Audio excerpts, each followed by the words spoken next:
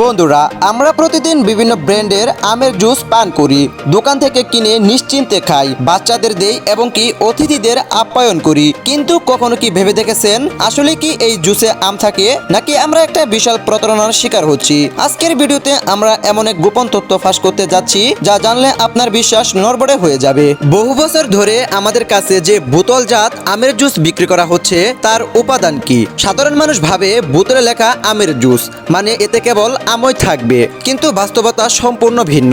ফ্যাক্টরিতে আসলে আমের বোতলে এক অদ্ভুত জিনিস দিয়ে এই জুস তৈরি করে, আর সেটি হলো মিষ্টি কুমড়া। হ্যাঁ, ঠিকই শুনেছেন, বাজারে বিক্রি হওয়া আমের জুসে আমের কোনো অস্তিত্বই থাকে না। এর বদলে ব্যবহার করা হয় মিষ্টি কুমড়া, কারণ এটি সহজলভ্য, কম খরচে পাওয়া যায় এবং একবার প্রসেস করা হলে এটি দেখতে ও খেতে প্রায় আমের মতোই হয়ে যায়। তাই চলুন আজকে দেখে নিব কিভাবে মিষ্টি কুমড়া দিয়ে আমের জুস বানানো হয়। আমের জুস বানানোর জন্য প্রথমেই প্রয়োজন পড়ে পাকা মিষ্টি কুমড়া, আর এই মিষ্টি কুমড়া সংগ্রহ করা হয় বিভিন্ন কৃষি অঞ্চল থেকে। এই আধুনিক ডিজাইনের মেশিনটির মাধ্যমে মিষ্টি কুমড়াগুলো সংগ্রহ করা হয়। এরপর এগুলোকে একটি রোলারের মাধ্যমে গাড়িতে লোড করা হয়। তারপর এই মিষ্টি কুমড়াগুলোকে ফ্যাক্টরিতে নিয়ে যাওয়া হয়। এই মিষ্টি কুমড়া সাধারণত কম দামের হয়ে থাকে। এগুলোকে প্রথমে বিশাল গরম পানির ট্যাঙ্কে ডুবিয়ে রাখা হয়, যাতে সব ধুলাবালি ও ময়লা পরিষ্কার হয়ে যায়। এছাড়াও এই মিষ্টি কুমড়াগুলোকে গরম পানিতে ধোয়ার ফলে অতি তাড়াতাড়ি পেকে যায়। এরপর এই লাউগুলোকে কাটার জন্য পাঠানো হয় বিশাল এক মেশিনে, যেখানে লাউগুলোকে ছোট ছোট টুকরা করা হয় এবং এর বীজগুলোকে আলাদা করা হয়, যেন মিষ্টি কুমড়াগুলোকে সহজে ব্লেন্ড করা যায়। এছাড়াও অনেক ফ্যাক্টরি এই মিষ্টি কুমড়ার বীজগুলোকে কিনে নিয়ে শুকিয়ে এগুলোকে আলাদাভাবে বিক্রি করে। আবার অনেকে ফ্যাক্টরি সিড প্রসেসিং প্ল্যান্টে পাঠিয়ে দেয়, যেখানে কুমড়ার বীজগুলোকে প্যাকেজিং করে বীজ হিসেবে বিক্রি করা হয়।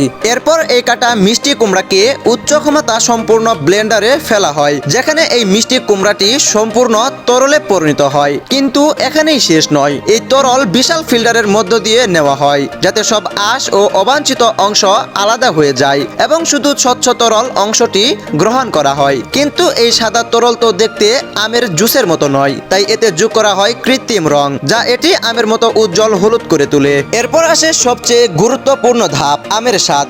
এটি আনতে ব্যবহার করা হয় কৃত্রিম ফ্লেভার, যা রাসায়নিকভাবে আমের গ্রান তৈরি করে। এই ফ্লেভার এমনভাবে তৈরি করা হয় যাতে আপনি বোতলটি খুললেই মনে করবেন এটি আসলে আমের জুস। তবে এখানেই শেষ নয়, এখন এই তরলকে মিষ্টি করতে বিশাল মেশিনের মাধ্যমে যোগ করা হয় চিনি ও কৃত্রিম মিষ্টি, আর এটিকে দীর্ঘদিন ধরে সংরক্ষণ করতে ব্যবহার করা হয় বিভিন্ন রাসায়নিক সংরক্ষণ, যা জুসকে নষ্ট হওয়া থেকে বাঁচায়। সবশেষে এই মিশ্রণটি এক বিশাল পাত্রে রেখে নেড়ে নেড়ে মিশ্রিত করা হয়, যাতে এটি পুরোপুরি সমানভাবে তৈরি হয়। এরপর একে বোতলে ভরা হয় এবং লেবেল লাগিয়ে বাজারে পাঠানো হয়। আপনি দোকান থেকে বোতল কিনে ভাবছেন এটি তাজা আমের জুস, কিন্তু বাস্তবতা হলো এটি লাউ, কৃত্রিম রং, ফ্লেভার এবং রাসায়নিক মিশ্রণের একটি পানীয়, যার সঙ্গে আসল আমের কোনো সম্পর্কই নেই।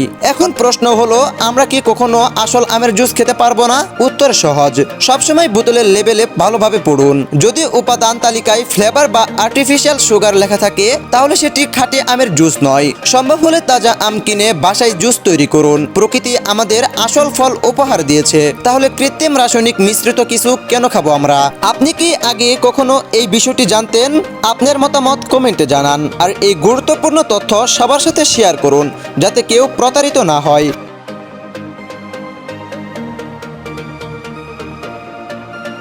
আমরা সবাই জানি মধু আসে মৌমাছির চাক থেকে, কিন্তু বাজারে যে বোতলতাজ মধু আমরা কিনি তা কি সত্যি খাঁটি, নাকি এর পেছনে লুকিয়ে আছে এক বিশাল কারসাজি?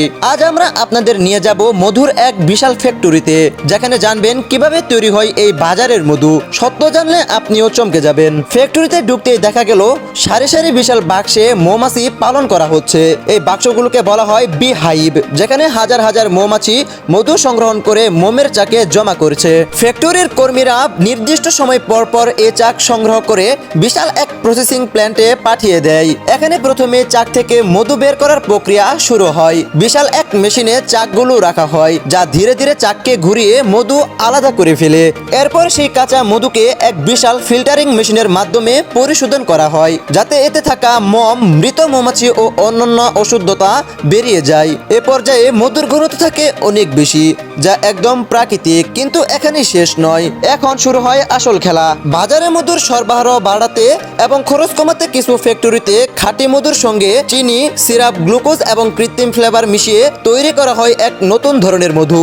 এই মধুর স্বাদ আসল মধুর মতো হলেও এটি স্বাস্থ্যের জন্য একদমই ভালো নয়। এই মিশ্রণকে আরো আকর্ষণীয় করতে কিছু ফ্যাক্টরিতে কৃত্রিম রং এবং ঘন করার রাসায়নিক পদার্থ যোগ করা হয়, যাতে এটি দেখতে একদম খাঁটি মধুর মতোই লাগে। এরপর মধুকে এক বিশাল হিটিং মেশিনে তাপ দেওয়া হয়, যাতে এটি দীর্ঘদিন ধরে তরল অবস্থায় থাকে এবং জমাট না বাঁধে। এ পর্যায়ে খাঁটি মধুর অনেক প্রয়োজনীয় গুণ নষ্ট হয়ে যায়, কিন্তু কোম্পানিগুলোর উদ্দেশ্য একটাই, বাজারে বেশি পরিমাণে মধু সরবরাহ করা। সবশেষে এই প্রক্রিয়াজাত মধুকে স্বয়ংক্রিয় মেশিনের মাধ্যমে বোতলে ভরা হয় এবং সুন্দর প্যাকেজিং করে সুপারমার্কেট ও বাজারে পাঠানো হয়। আপনি দোকান থেকে বোতল কিনে ভাবছেন এটি খাঁটি মধু, কিন্তু আসলে কি তা খাঁটি, নাকি এটি চিনির সিরাপ আর রাসায়নিকের মিশ্রণ? তাহলে কিভাবে বোঝা যাবে আসল মধু? খুব সহজ, খাঁটি মধু কখনোই পানির সঙ্গে সহজে মিশে যায় না। এটি তুলনামূলকভাবে ভারী এবং একটু জমাট বাঁধার প্রবণতা থাকে।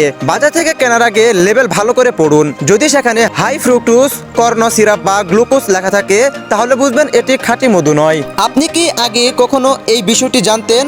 আপনার মতামত কমেন্টে জানান, আর এই গুরুত্বপূর্ণ তথ্য সবার সাথে শেয়ার করুন, যাতে কেউ প্রতারিত না হয়।